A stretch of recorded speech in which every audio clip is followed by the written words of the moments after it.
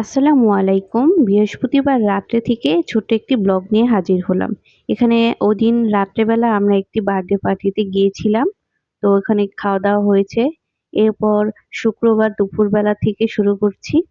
তো এখানে আমি মুরগির বিরিয়ানি রান্না করব। এর জন্য এখানে আমি ছোট, ছোট পিস করে মাংস কেটে নিয়েছি আর সামান্য আলুও দিয়ে দিয়েছি। বিরিয়ানিতে আলু খেতে আমাদের খুব ভালো লাগে। তাই এখানে আমি কয়েকটা আলু দিয়েছি।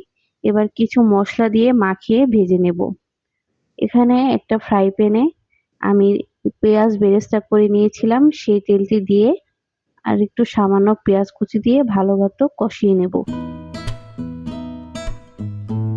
এরপর আমি সামান্য আদা বাটা দিয়ে নিয়েছি এবং কিছুটা পানি দিয়ে নিয়েছি।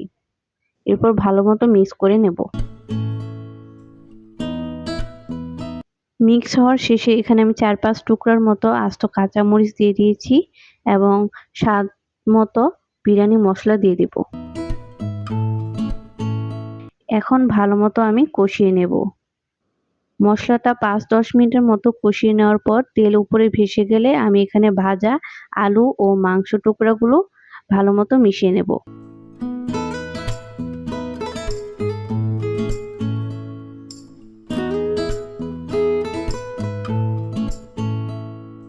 ভালো মতো কষিয়ে নেওয়ার পর আমি এখানে ১ কাপের মতো দুধ দিয়ে আরো ভালো মতো কষিয়ে নেব।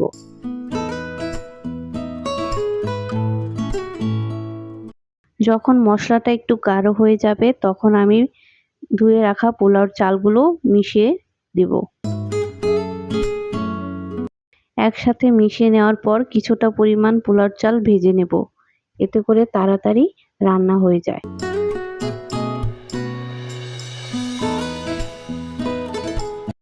ভেজে নেওয়ার পর এখানে আমি ২ কাপ পোলাওর চালের জন্য ৪ কাপ পানি দেব। তার মধ্যে ১ কাপ আমি এখানে গুঁড়া দুধ দিয়ে ভালো মতো মিশিয়ে ঢেকে নেব। তো এখানে আমার বিরিয়ানি রান্না হয়ে গেছে। আমি সার্ভ করার আগে কিছুটা ঘি দিয়ে এখন পরিবেশন করে নিচ্ছি। খুব মজার হয়েছিল। অল্প সময়ে এই বিরিয়ানিটি রান্না করা যায়।